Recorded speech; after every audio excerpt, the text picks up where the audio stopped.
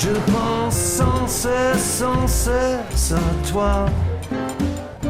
Hello and welcome to episode 50 of The Foretop. It's a roundtable discussion of today's hot button topics in food and beverage. I'm your host, Catherine Cole. Today's show will focus on natural wine bars, the new way to pair food and wine, and why not eggs? Why not eggs? Here in the studios of OPB, I am joined by Dana Frank and Andrea Slonecker, co-authors of the brand new book, Wine Food, New Adventures in Drinking and Eating. Welcome, you two. Thank you. Your new book is gorgeous. Thank you so much. I think I just saw the fourth copy that's ever been sent this way. That's true. That's true. Yep. And Jordan Michelman, founder and editor of Sprudge.com and the Sprudge Media Network. Welcome. Hello. Thanks for having me back. Hello. So good to see you. Well, I guess it's time for our first course, the new wine-food pairing rules. Most of us have heard the old adages about wine and food pairing, red wine with meat, white wine with fish, but today's wine and food experts are throwing that rule book out. Dana Frank, you and Andrea Slonecker have a new book coming out next month called Wine Food, New Adventures in Drinking and Cooking. So I think you should be able to tell me how to approach wine and food pairing in a new way. So when we were thinking about writing this book, it was definitely, how do we kind of turn this on its head and this idea of salmon and Pinot Noir and steak and Cabernet and take it in a different direction. And we very much thought about it from the standpoint of what do we like to drink and what do we like to cook.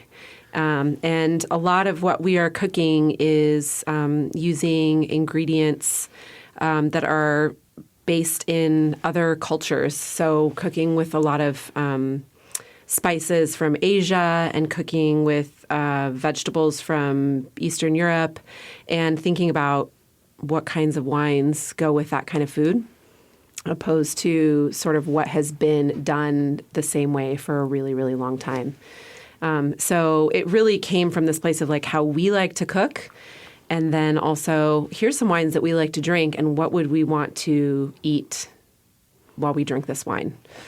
And the other big part of the book is also thinking about the occasions that you eat and drink. And that can sort of dictate what you're pairing together. If it's summer and you're having a barbecue outside and you're thinking about this great bottle of rosé that you have in the fridge, what do you want to throw on the grill to have with that in that moment with those people that are coming? So it was sort of those three things put together. Yeah, I was just flipping through a copy, and I loved dim sum and sherry. What inspired that pairing? So we spent a lot of time just thinking about, again, if we have these flavors like, Asian spices, if you take cloves and star anise and things like that, what are wines that sort of make us think of those flavors? And sherry is kind of a go-to when we think about that. So it was sort of like being playful about it too, and not doing what's expected, like thinking of the unexpected, because now people are cooking with a lot of ingredients that are somewhat unexpected and drinking wines that are unexpected. And so the idea was like, how do we put these things together in a way that isn't totally obvious? I love it. Yeah. Andrea, you're a professional cook. Do you think about wines before you start cooking? Do you cook and then think about wines to match with them, with what you're cooking? Or how do you go about this? I think it works both ways. It depends on, do I have a really nice bottle of wine in the fridge that's chilling and I want to cook something to go with that? And in those moments, definitely the wine dictates what I want to cook. But then oftentimes it's like go to the farmer's market, see what's in season, see what's surprisingly available, and bring that home and see what's, in the cellar.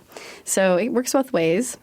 I also wanted to mention, I think one of the reasons why we decided to do the sherry with the dim sum is because there is sherry in a lot of Chinese cooking. Actually, the Chinese wine is very similar in flavor to sherry. So it makes a lot of sense with the flavor, like in the food and the flavor of sherry wine. So I just wanted to go back to that because I was like, that's an interesting one to pull out because that was from our meatball section, all the different world of meatballs and what wines to pair with that.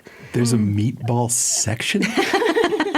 Yeah. Yes, exactly. That's fantastic. It's called The World Is Your Meatball. Wow. Yeah. Throughout the book, we did little pairing sheets.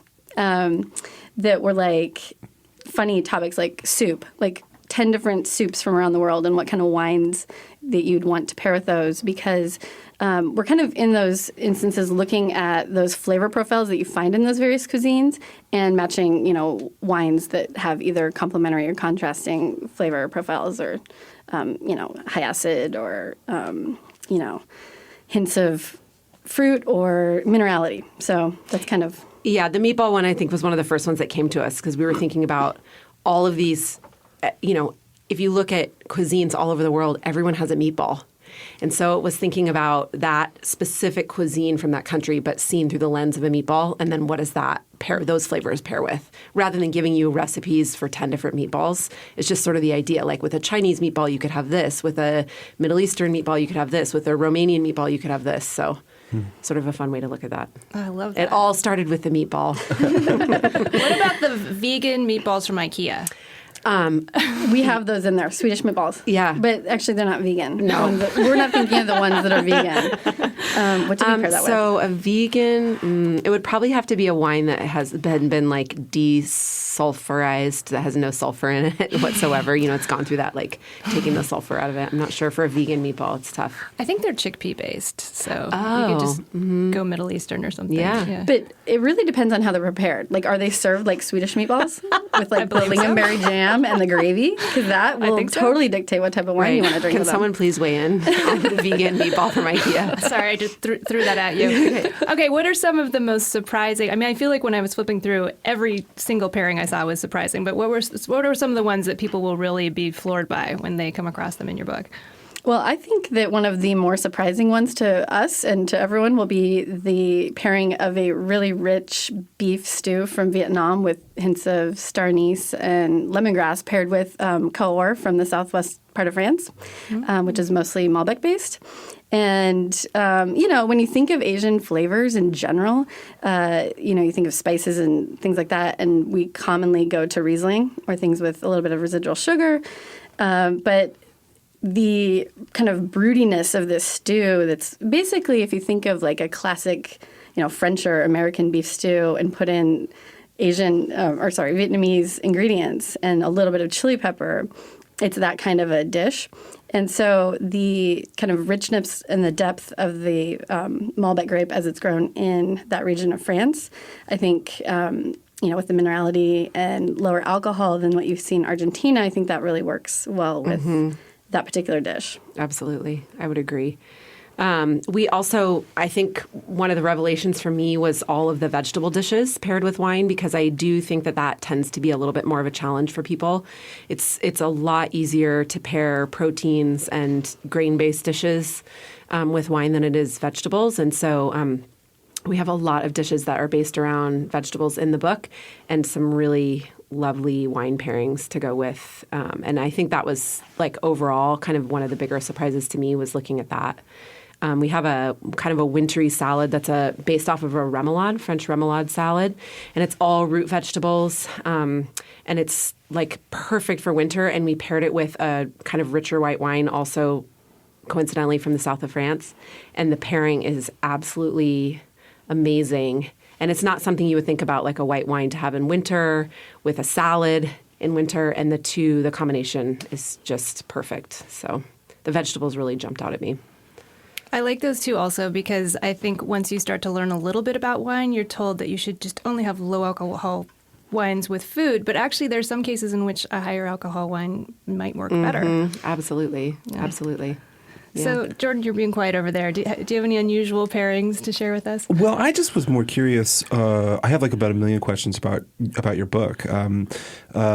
Specifically, you were talking about the beef stew, like, and drilling that down and saying, okay, well, like these Malbec based wines from Southwest France are going to taste really good with it. Do you go as far as to say, like, recommending a specific winemaker or specific wines? So, like, what did you recommend for that? What?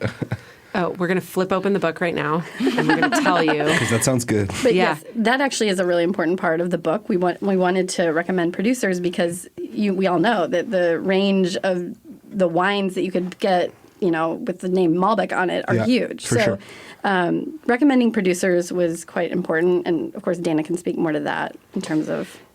Yeah, there is a thread through the book that all of the producers that we recommend make natural wines or in the spectrum of making natural wines. And without going too far down the rabbit hole of that, we were just looking for people who are farming, without any use of chemicals in the vineyards and no additives in the cellar.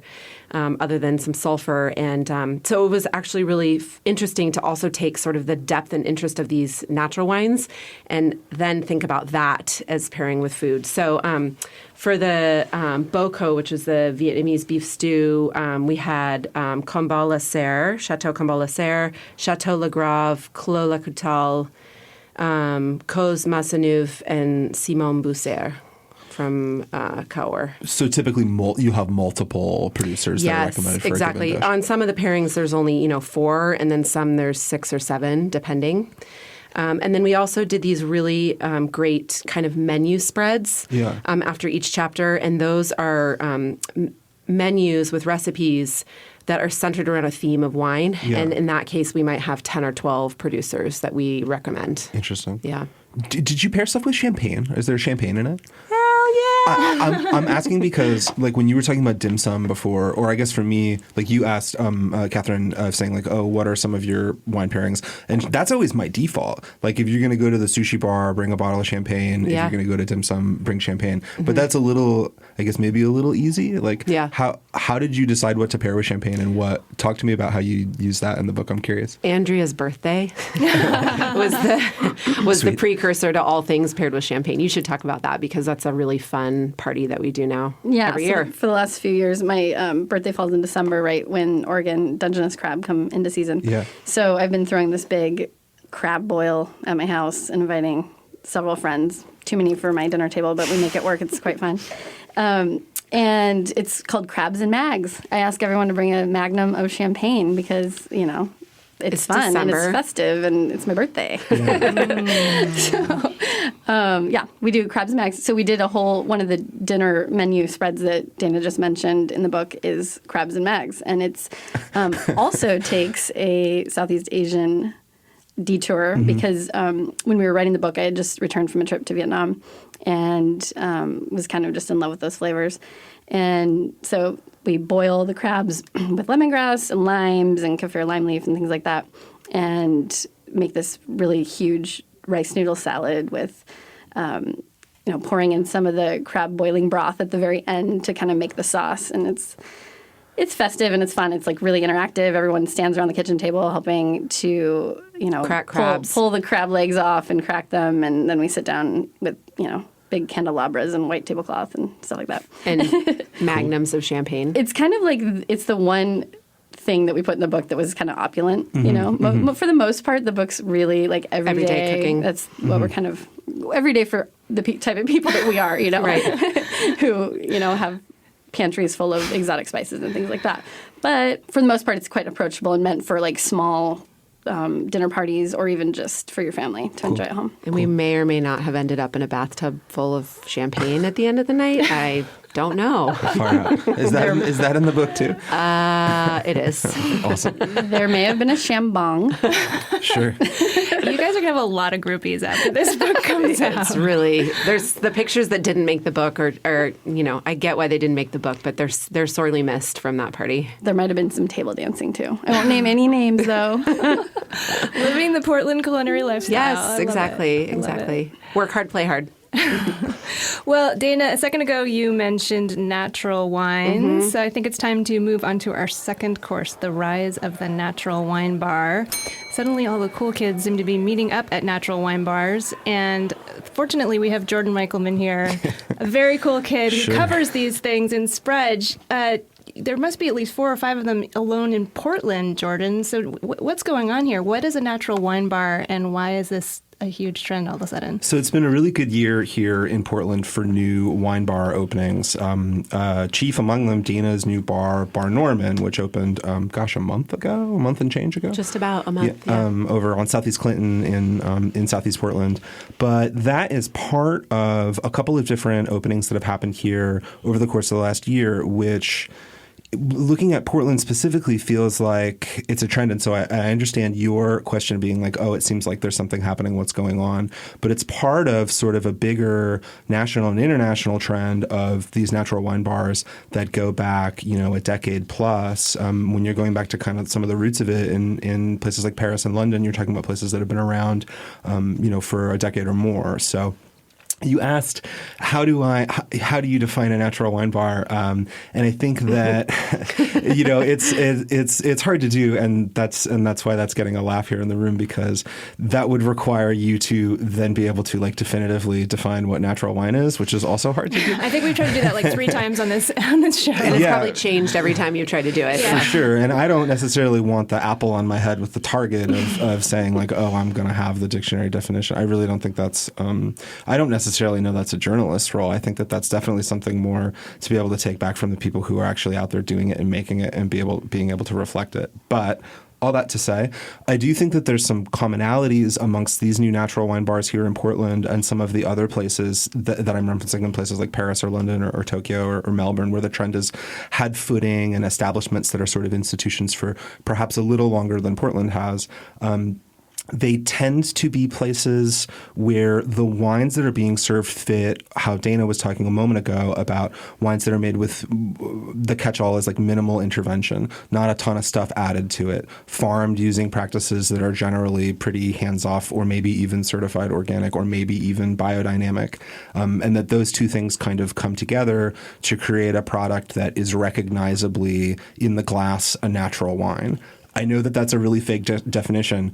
There's kind of this great quote from politics back in the 70s of they were in obscenity trials of, well, how do you define pornography? Well, I know it when I see it.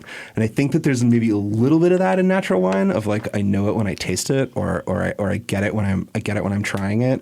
But if you try to kind of drill down and say it has to be this, it has to be this, you end up throwing stuff out that observationally seems like maybe it actually is a natural wine. So your question about why the trend is happening here now in Portland, I think that a lot of people like the Danas and Andreas of the world travel professionally but make their homes here and come back with ideas about what it's like to go to nice places and want to see those nice places exist here. And so Bar Norman, I think, is a really vivid example of that. Some of the other places that have opened that are doing a good job here in town are places like OK Omens, or I know that Guy gets real testy about being called natural wine, but they're doing a pretty tough natural wine program at Canard. And Sardine Head up in North Portland is doing a really lovely job as well. Those kids are super influenced by French natural wine bar stuff and are going there all the time. And yeah, it's this trend that you've been able to go to and hang out in Brooklyn and in New York and in Los Angeles for a few years. And San Francisco. And San Francisco, yeah. And now happily we can come and do here in Portland. And you didn't mention Les Caves. No, I didn't. Well, I don't know if Jeff, that's another one where he's... I don't think he would identify. He would right. come out and say, like, natural is what they're doing. Yeah, I think that he might make a bigger point of saying, well, perhaps some of the wines I'm making could be considered natural wines, but certainly part of their big program there at Les Caves is serving old California wines. Mm-hmm. Old German wines? Yeah, and old German wines, where that's really not part of what's happening by that definition, which isn't to say you can't be somebody who loves natural wines and learn a great deal from drinking an old-ass bottle of California red wine, because you certainly can. Well, and my apologies to our listeners in other parts of the world as we drill down into the Portland scene. Yeah. Sorry, you're missing out. Come visit.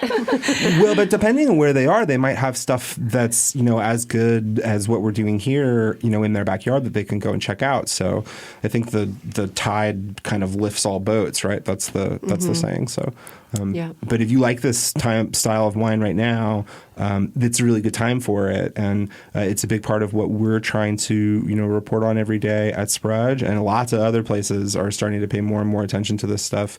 And it feels like it feels like the snowball is kind of rolling downhill. I mean, it has been for a while, but it's getting bigger and recognizable more and more so now, I think. Well, Andrea, you've been traveling quite a bit lately. Have you visited natural wine bars in other parts of the world? Oh, yeah. I I was in Paris and London actually just about a month ago, and definitely went to several places that identify as natural wine bars, and some places that don't necessarily identify themselves as natural wine bars, but definitely kind of are part of that culture and the same general vibe of what we think of a natural wine bar. And I think it is kind of interesting there. We were staying with a man who distributes wine in Paris. He imports wine from all over the world, but also brings in French wines too. And he was really talking about how the conversation's kind of changing there in terms of like it being like super dogmatic or like saying like we are a natural wine bar. And it's becoming a lot more like inclusive of just small family run operations that kind of have the same ethos as what people who are really like banging the gong of natural wine would identify with. And so, you know, like kind of like what you're talking about with Le Cave here in Portland, it's like they're still part of that culture of like getting young people to be drinking wine at an affordable price in a fun environment, not so stuffy. And I think that's kind of like what the ultimate goal should be of the natural wine movement. You know? To your point, Andrea, I think that the class part of it's a huge component, and it's hard to talk about class in winemaking because wine is pretty loaded with some ideas of how wealthy one must be to be an authority on it or truly enjoy it or yada yada or whatever. But there's some interesting stuff that natural wine kind of represents for whom wine is for and who can enjoy it. And when you're talking about some things that it seems like natural wine bars have in common, it should be a pointed choice if you spend $100 there and nearly impossible to spend $1,000 there. And that's very different from some of the kind of more grand wine bars in other cities and places. That's a really good point. Where the cost of entry for what you want to drink can oftentimes top out what we're saying here would be almost impossible to do in a natural wine bar setting. And I think that generationally there's some stuff too. Typically these natural wine bars that you're talking about here in Portland and in other places around the world tend to be, they're probably owned by Gen Xers. They're probably being patronized by millennials. Like, it doesn't mean that if you don't fit those groups, you're not welcome and you should come hang out and you won't dig it, because you really will. And like, I would love to talk to you about wine and I don't care when you were born or whatever. But that's just kind of the general vibe that it seems like most of these places embody. Would you agree with that, Dana? You've traveled a ton. And yeah, I would definitely agree with that. I think so much of it is about making wine more accessible to more people. And that is partly generational. Part of it is class. It's just about, I mean, wine was originally made to just like be on the table and drink. And it was never this thing that was about status. And it has over many, many, many, many decades become about status. And I think this is sort of like a whole lot of people taking it back and saying it's not about that, actually. It's just about this delicious thing to drink. The same way you think about beer or you think about cocktails, you can think about wine the same way. And so I do think it's generational for sure. But it's great.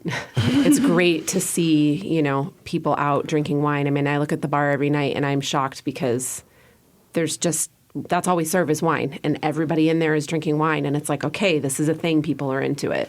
And it's really nice. There was what I thought was a very good and ambitious, if not totally perfect, article that was in Grub Street a couple of weeks ago, which is a food and beverage culture blog that's published by New York Magazine. And the woman writing that article had this great quote in it. It's a real dagger kind of quote of saying, natural wine is how millennials do snobby. and that's awesome. And I think that it's really kind of perfect for like trying to think about some of this stuff along generational lines. I would posit as a rejoinder, that's the same way as saying like long-term rentals is how millennials do home ownership. Like some of this is the field of play. Like, I don't come from a generation of people where going and drinking my way through the great first growths of Bordeaux is anywhere in the realm of like availability or frankly like inclination. Like that's just not really where my time and head is at, but that doesn't mean I don't love wine. And this natural wine stuff has been far more accessible of an avenue of the way in to like learn about wine and love wine.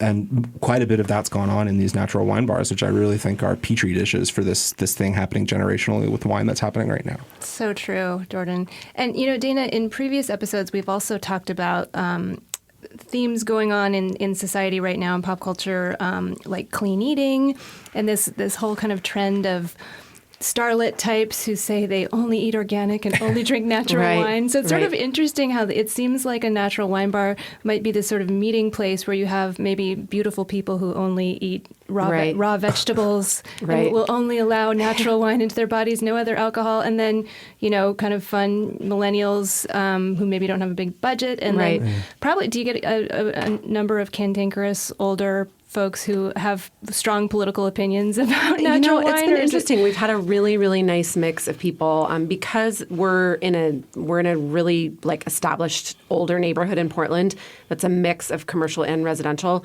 We have a ton of neighbors coming in, and the neighborhood is more dominated by like younger families and older people than it is, people in their early 20s. So it's been a very interesting mix of people coming in and people who have never had natural wine, people who are seeking us out because they want natural wine, people who just are walking by and they're like, there's something new and cool in the neighborhood. So it's been, I think, very eye-opening for us because we just didn't know necessarily what to expect. So we're getting sort of a little of everybody coming in. And drinking wine and enjoying it. So. To Dana's point, and that is maybe another identifier about good natural wine bars, be they in the 11th arrondissement or here in Portland, is they are also very good bars, which is something that traditional wine bars don't always do. No, they aren't always fun bars to go to, but they're like wine bars, so you go because you're into wine or whatever. Natural wine bars, you should be able to go and know nothing and not care and still have fun. One of the really great kind of defining natural wine bars of the last decade in America is this bar in the Lower East Side in Manhattan called the 10 Bells. And it's a bar that I spend a ton of time in whenever I'm in New York a couple times a year, and a place that I've learned a ton from drinking from. And I have some friends who I know through coffee life who I've gone and met there to come hang out, and they're like, we didn't know this was a play. Like, we didn't know people cared. Right. And I'm like, no, this is like, people come from all over the world to go to this bar. Like, it's one of the really great natural wine bars. And they're like, we just go here after work because it's fun. Yeah. Like that. They didn't know the political premise behind. Right. Yeah. Exactly. And that duality, when done right, should be one of the things that you can say that makes a natural wine bar. Yeah. I need to back up because I think I said something about cantankerous old people. I didn't mean to say that older people are cantankerous. I was just thinking about the element in wine culture that tends to be super hardcore about their philosophies and what is a natural wine and what is a biodynamic wine. And that I feel like that tends to be an older generation of winemakers where the younger ones maybe seem to care less. Maybe I'm making a gross generalization, though. Yeah. On that same note, Catherine, I'd like to clarify that if any listeners of the Four Top would like to sponsor my drinking through the great first growths of Bordeaux, ideally with some vintage on them, I am available and would have no moral or political qualms of doing so. So please get in touch. I would love to do that for you. I would do it if it's all pre-92, but we can get into that discussion later. Yeah, that's probably another episode, right? Like we sit around and do that all together. It's been really important for me. Like, I definitely identify as a natural wine bar, but as not like out in the world. Like, we don't have anything anywhere that says like a natural wine bar. We, actually our tagline is quality wines and tasty wines. And so we're sort of trying, because what I'm finding, not to go down the rabbit hole here, but that natural wines and talking about what is natural is starting to become very divisive rather than being an inclusive thing. It's starting to become very divisive, which is unfortunate. And so while those are wines that I love and I believe in, and that is, what we sell at the bar, when anybody walks in off the street, it just looks like a place to drink wine and listen to really good music. And it's, a lively, fun atmosphere. And it's not about pushing the natural thing. We're there to talk about it for sure. We believe in it, but we've sort of tried to pull that away a little bit to help with some of the intimidation, I think. All right, listeners, if you're in Portland, go to Bar Norman. Come to Bar Norman. Very fun, I can say from personal experience.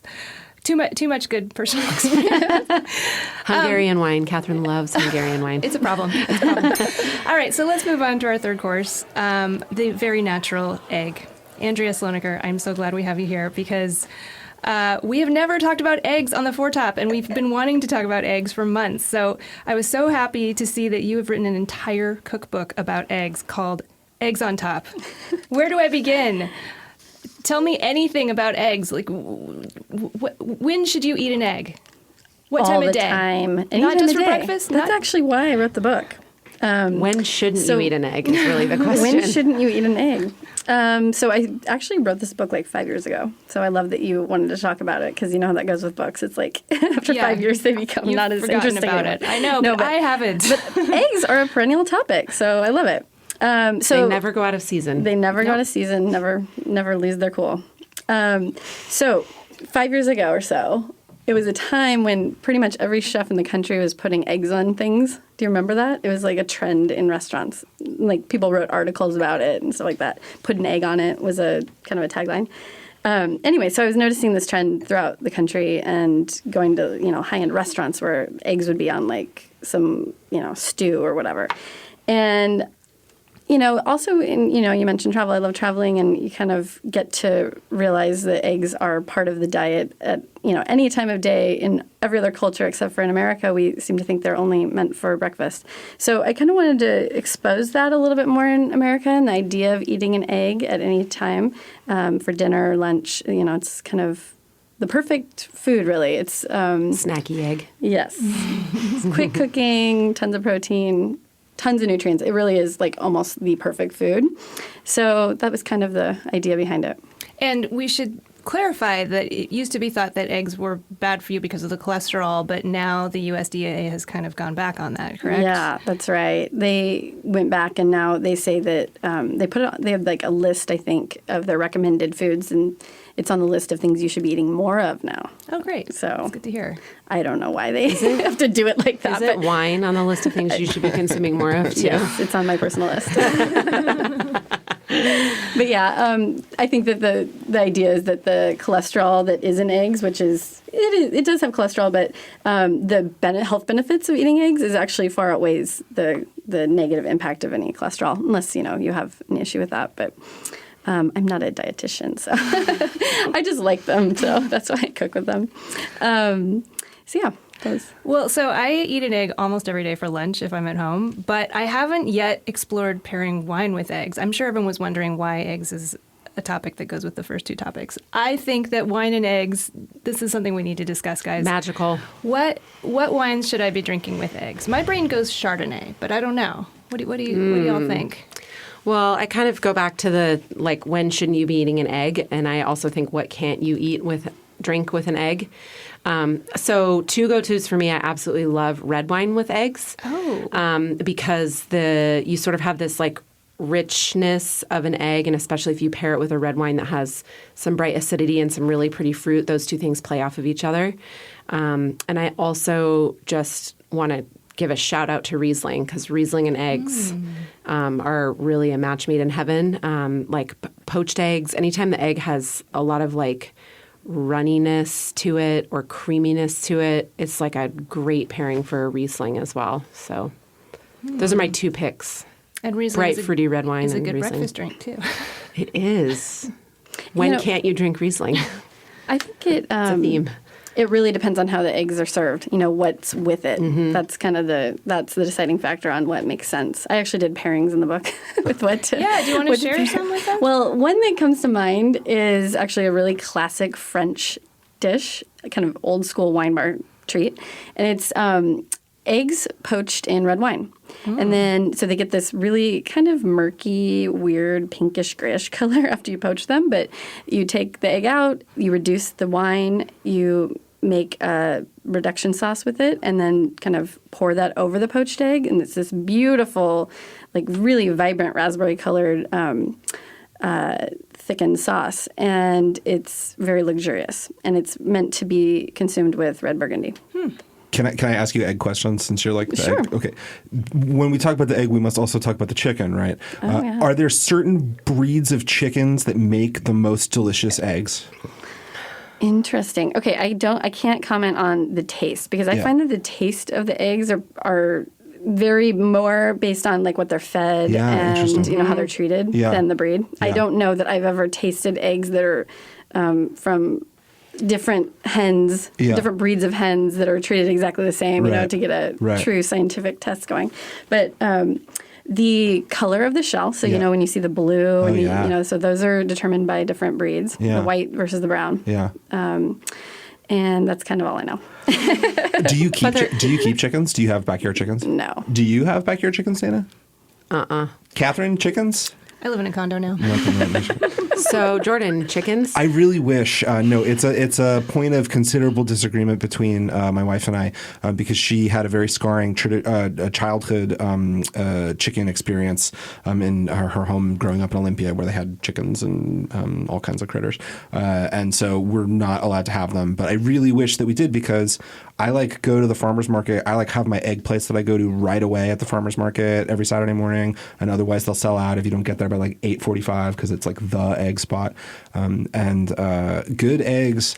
I think you probably agree with this, Andrea. Like the difference between like a Safeway $1.99 all white industrial eggs, which is for sure what I grew up eating, and like beautiful rainbow colored farmers market eggs, like save for maybe crappy olive oil versus crummy olive oil, and like bad wine versus delicious wine. One of the most dramatic taste differences of like any food stuff. Like the difference. It's amazing. It's so true. And it kind of makes me want to control the means of production by like having my own chickens, because then I could have all the good eggs. Right. You would have a lot of eggs too. Yeah. We're But then very you go lucky. through a time when they don't lay, and then you're just like, Yeah. as well, you don't have any eggs. Yeah. We're lucky though to be living in the place we do, and also the time that we do, and people have realized that, and there's kind of a return to pasture raised eggs, and you know, more quality eggs over quantity. Yeah. I guess. Yeah. You know. Yeah, but they do make all the difference. I mean, when you crack into an egg and the yolk is almost orange, that moment of like heart flutter excitement that you're about to eat a really, really good egg instead of that sort of like glassy yellow, lemon rindy color. It's such a different thing, and the richness, the mouthfeel, everything. Yep. Yeah, I feel like a good egg almost tastes like butter. Yeah. Yep. And I think, I mean, we eat a lot of eggs in our house. We eat eggs almost every morning for breakfast. And so for me, it's expensive on one hand to buy eggs at the market or to buy pasture-raised eggs. But at the same time, for the number of eggs that we eat, it's so worth it to eat really, really good eggs. Yeah, I mean, and when you think about it, it's the protein on your plate. And it's actually a very economical way to put protein on your plate. Even the highest priced ones, you know, it's still $7 or 50 cents an egg. It's 50 cents an egg. Yeah, I think about that all the time. It's like, why not, if you're at Whole Foods, why not buy the $7.50 pack of eggs? Because, if you break down the per egg price, it's a screaming deal. It is. It absolutely is. So one little fun way to connect our conversations today is few people know that egg whites are sometimes used in winemaking. Isn't that right, Dana and Jordan? True, that's occasionally used as a fining agent, right? And it's one of the things that you'll sometimes see. We talked about vegan wine a little bit earlier, and that sometimes places that don't use the egg whites as a fining agent will market their wines as vegan wines or vegetarian or cruelty-free wines. Without offending listeners of the Four Top, I would say that it's typically not a good sign if you're using eggs as a fining agent for your wine. I mean, I think there's other methods of fining that are worse than, egg whites, but it's a more natural route to go if you are going to be fining. Right. And by fining, we're meaning taking particulates out of the wine. Yeah. Just for people who are listening that might not totally understand what we're talking about, like why are we putting egg whites in wine? Right. But it's basically to take particulates out of a wine because they attract proteins. So the egg whites attract proteins. So it's a more natural way to go than some other ways of fining. But really, I think about fining in general as like, are you drinking coffee that comes through a French press? Are you drinking coffee that goes through like a white paper filter? And so the fining takes out stuff the way a white paper filter does. And without fining, you have a wine that's more like coffee that comes through a French press. Yeah. Natural wines will sometimes say the phrase unfined or unfiltered on the label. And that's part of what I think we're talking about. Yeah. And we should mention that you are a part-time winemaker as well, right, Dana? I am not a part-time winemaker, you're not? but no, I don't have time for that. No, my husband is a winemaker, and I'm just the moral support on the side. But I have no time or really much inclination to be a winemaker. I totally appreciate it, and I hop in and help when I can, but I stick to the hospitality side of things. Since I wasn't going to be the one who brought it up, but since it did get brought up, if I can take another bite of the first course, both of you have partners who are very accomplished winemakers. So in your book, was there some question about like, what page is my wine paired with a dish on? How did you navigate that? We thought you'd never ask. All right. I'm curious. We actually we paired our guys' wines with the same recipe. Oh, cool. Because we wanted to highlight. That's great. You leaned into it. You Yeah. kind of owned it We a weren't little bit. going That's to awesome. shy away from it. No, that's awesome. Yeah. Yeah, we wanted to highlight American-made Gamay. Yeah. Because it's something that both of our dudes champion. Yeah. And we love it, and we think it's kind of like the next thing that should be happening in American winemaking. So yeah, we did a cheese souffle with American Gamay. Cool. And included our guys as the recommended producers. And that's awesome. But it's not just cheese souffle. I just want to say it's pimento cheese souffle. Whoa. Right? Yum. Yeah, with American Gamay. Can you get into that? For Just sure. think about that for a Yes, minute. Yeah. Little absolutely. American Yep. pride there. Yeah, Sure. exactly. That sounds great. So yeah, we definitely had to toot their horns a little bit That's cool. because we're proud of them for Yeah. sure. And they were a major support for us in doing this book as well, because it was 3 years in the making from the time we started the book until now. And so they had to do a lot of taste testing and put up with late hours and Pour them. yeah. Well, as long as we're log rolling here, let's just take a second and each name the winery that your guys are running. So my husband, Scott Frank, is Bow and Arrow, and he makes Loire Valley inspired wines here in the Willamette Valley. And my boyfriend is Tom Monroe of Division Winemaking Company, and also makes Loire Valley inspired wines. they're both- and some other things too. And both Portland urban winemakers. Yes. So once again, I Yep. think all Yep. our listeners just need to visit Portland and We're good Please. friends. check out the scene. We're all good friends. We're basically a family unit at this point. Well, sadly, I think it is time to move on to our dessert course to follow our pimento souffle. I have some exciting news this week for our dessert course, which is we finally have our own website. As much as we love the OPB website, you can go to theforetop.org and check out our own show-specific website. Please go check it out. Let us know what you think. It was designed by my good friends at Vin Agency here in Portland. I'm loving it. You might notice the one little fun thing we did is the microphones move if you move your phone. And as long as you're there, here comes the painful part. You'll see that it's very convenient to donate to our show. We would like to post transcripts of every episode, but since we're very much a volunteer-run operation, we can't afford to purchase transcribing software for every show unless we get our listeners' help. So everyone, please check it out. Let us know what you think, and if you would like to donate, we're not going to stop you. All right. Congratulations on the new website. Thank you. That was a really boring dessert. So, Andrea, I hope you have something more interesting than that. Maybe. Well, I'm kind of sticking with the egg theme because I really want everyone to know how to properly boil an egg. This is And it's something that after I've done that, I did that book. It's like a perennial thing that like everyone wants to know, like how do you properly boil an egg so that the whites don't tear when you try to peel them. And I boiled hundreds of eggs. It's actually a really fun time to be talking about this because this time of year I'm cooking a lot of hard-cooked eggs and soft-cooked eggs because, I want cold food. I'm doing like egg salad sandwiches and deviled eggs for picnics and niçoise salads, things like that. So what you need to do is bring a pot of water to a gentle boil, have room temperature eggs, and slowly drop them in. Wait 13 minutes. Stir at the beginning, though, because if you stir the pot gently, it helps to keep the yolk centered as the whites are solidifying. So do that, and then take out the eggs, with like a slotted spoon, and put them immediately into a bowl of ice water. To stop the cooking. The reason it gets like that really gross greenish, grayish ring around the yolk is because you overcook them.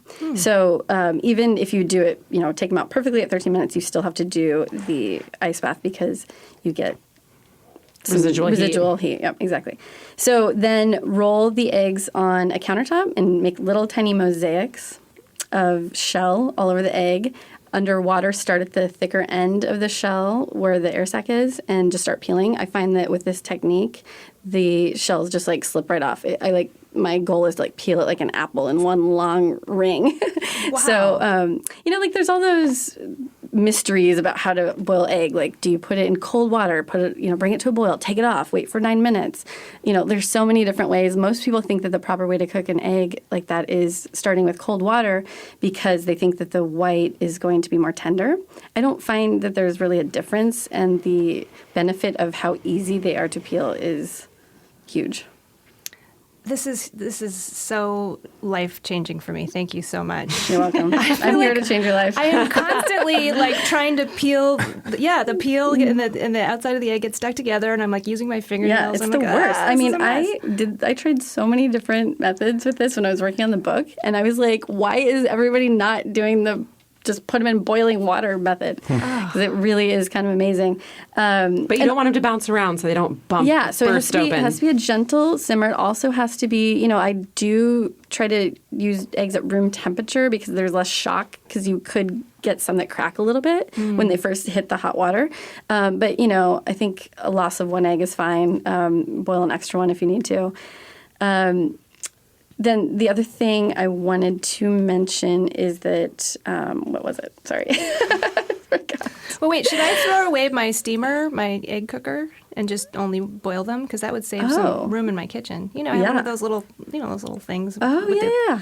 Yeah, I've never actually even used one of those. But yeah, you don't, you don't need a gadget. There's so many gadgets out there right now. It's like, I'm kind of old school in my kitchen. I like just nice, sturdy copper pots. Oh. Yeah. Anyway. Well, thank you. Ditch the egg steamer. That's the lesson learned today. I love it. Thank you. I'm going to keep that tucked away for the next time I cook eggs, which will be tomorrow. Please do. Dana, for one thing, you brought some liquid dessert, which has been Here, pass delicious. this around. There's more if to anyone's drink. heard some sound in the background, it's been us pouring and sipping. Yeah. Can you tell us about what we've been sipping? Oh, well, we've been drinking this bottle of Les Clos Perdus, which is a wine from Corbière, which is in the greater region of the Languedoc-Roussillon, which is southeastern France, kind of getting close to the Spanish border. And it's a rosé made mostly of Mourvèdre. It's a certified organic estate, started by some friends who I believe were from Australia originally, and it's rosé season. I mean, really now, folks, all seasons are rosé seasons, but we're really kind of in the thick of it right now, and I just thought this would be fun for us to drink while we were chatting. So it's... I like wine with food, but this is the kind of wine that you can just sort of sip on. It's got nice fruitiness to it and nice kind of puckery acidity, and so it's nice on its own also. It's definitely fueled our conversation nicely. Yes. Yeah, the conversation picked up about 10 minutes in. Exactly. Dana had a hand on that. And it's pretty because it's not one of those pale pink rosés, which you can see more and more from the south of France. Right. I think it's like just a fashion thing. Right. It's showing its color. It's definitely not Provençal rosé. I mean, it's Mourvèdre, which has some guts and it has some it has something to say. And but as a rosé, and especially in this instance, I think it's absolutely beautiful. It's a perfect summertime coiffer. Thank you for bringing it. Yeah, absolutely. My pleasure. Thank you for drinking it with me. Jordan, did you bring some dessert for us? I did, yes. So with all of the getting to drink a little wine or maybe have a nice beer, working on writing, working on whatever, all of this for me over the last several months has happened against a backdrop of baseball, Seattle Mariners baseball specifically, and Jordan's wearing his hat right now. Yeah, and for listeners who might not know, baseball is a world of superstitions and curses and haunts and lots of kind of psychodrama because they play so very many games. They play 162 games in the course of a season, which is like 20 football seasons or some crazy amount. Insane. Like, it's a marathon. It's the marathon sport, which means that there's all these things that kind of happen within it that are very cruel and horrible. But I'm a Mariners fan. Seattle Mariners currently own the longest playoff drought in American professional sports. Really? They have not made the playoffs since 2001. I just thought I would remark on that. In past years, I've refrained on talking about it because I felt like I was going to curse my team, and now I am It's just gone too far. I'm out of F's to give. So I was 16 years old the last time the Seattle Mariners made the playoffs. There's about 50 games left. They're in the running. If the season ended today, they wouldn't make it, but there are a couple of games here or there. We'll see if they can pick it up. In 2001, the film Shrek, Ocean's 11, Moulin Rouge, the first Fast and Furious, and the first Harry Potter film were released. Top hits on the charts included Fallen by Alicia Keys, I'm Real by Jennifer Lopez and Ja Rule, It's Been a While by Stained, and Ride With Me by Nelly. Restaurants including Momofuku, Shake Shack, Roberta's, Pok Pok, Voodoo Donut, and Alinea had not yet opened. I was going to say, we still talk about all those restaurants. I know. It's like, That's current. amazing. They did not exist. Rudy Giuliani was Times Person of the Year. And chess grandmaster John M. Burke, Jurassic World star Ty Simpkins, first daughter Sasha Obama, and Olympic gold medal snowboarding sensation Chloe Kim were all born. Oh my God. It has been that long since my tortured Seattle Mariners, and I just want to own the torturedness of that fandom since they played a playoff game. Well, is the problem that the food and beverage are not good enough in the stadium? Because I mean, no, actually, stadium food is getting better these days, but then you go to one that just doesn't bring it. Safeco Field does a really great job with all that, actually. You can drink okay wine at Safeco Field and have pretty okay craft beer at Safeco Field. And there's an Ivar's, you can get a salmon sandwich. That's not the problem. The ownership has had to fill in every other possible gap with promotions and food and things to make up for a team that has not played a playoff game, I'll repeat, since 2001. I mean, you're not hung up on this. I mean, it's good. It's good that you're. But I did want to connect it to what we were doing today and say that should they make the playoffs this year, which is very much within the realm of possibility, we'll know by the end of September. My plan is to follow the great wine critic Jancis Robinson's advice on the 2001 vintage and try to track down a bottle of Sauterne, so that it would be both a literally and figuratively sweet moment for me to finally at last, oh my gosh, watch baseball in the playoffs in my adult life. I hope that happens for you. Me too. I really do. Thank you. But then come drink it at Bar Norman, please. No problem. Thanks. Okay, Thank you, and to all your listeners for letting me get that off my chest. I like how you stuck the landing there, too. I appreciate it. Thanks. Yeah, you look a little taller now. I'd like you to drink that Sauterne with some blue cheese. I think blue cheese and Sauterne are a very lovely pairing. Sounds awesome. You know what else it's great with is sushi. We were talking about this earlier, saying champagne is so good, but rice and wasabi and fish with Sauterne is awesome good. Interesting. Never tried that. Put it on the to-do list. Well, with that, thank you to all of you panelists. You guys were great. Andrea Slonecker, are you the author now of 5 cookbooks? Yeah. Something like that? 5 and a little other thing. Recipe tester and recipe developer for many more cookbooks. Food stylist. You kind of do a little bit of everything, don't you? She's amazing as one of her closest friends. Oh, I just got to say, she's amazing. Thank you. Yeah, Thank I do you a for lot. being here. And Dana Frank, doyen of natural wine, owner of Bar Norman, and author with Andrea of the forthcoming book, Wine Food, New Adventures in Drinking and Eating. It's available now for pre-order, It correct? sure is. And it's hitting store shelves in early September? Yes, mid-September. Mid-September. So on shelves, but you can buy it online anywhere, any booksellers, Amazon, Powell's, anything like that. It's available for pre-order. Please go on. So we can, because you'll get your book. If you pre-order it, it will actually be in your hand on the published date. Ooh, that's cool. Which is really exciting. And having just looked through it, it's the kind of book you want on your coffee table. It's not just a reference book. It's gorgeous, and it could sit with your architecture and design books easily. It's a beautiful piece that you're just going to want to keep forever on your coffee table and just flip through in the evening when you're relaxing with a glass of wine. So thank you. Thank you so much. Congratulations, you two. Thanks for having us. And the great Jordan Michelman, beverage junkie, sage, and baseball expert. I did not know that until today. Founder and editor of Sprudge. Thank you for being here. Always a pleasure. Thank you. Today's episode was recorded in the high-fiber, protein-packed city of Portland, Oregon, in the studios of OPB. We are always and forever grateful to sound supervisor Stephen Cray. Our editor is Alex Ward. Our assistant producer is Izzy Kramer. Sorry, Izzy. And our theme music was performed by the incomparable wine importer Kermit Lynch. You can read all about our episodes on the OPB website and our own dedicated website at theforetop.org. Do you want to donate to our James Beard Award-winning show? I've already talked about that, so I'm not going to talk about it again. But you don't have to donate because you can just rate us on iTunes, and that supports us as well. You can subscribe on your favorite podcast app, tell your friends about us, tweet us, post on our Facebook page or Instagram feed. However you want to get in touch with us, that's always a way to show your support for the show. Thanks, everyone. Bye-bye now. Nuit blanche, nuit blanche, nuit blanche.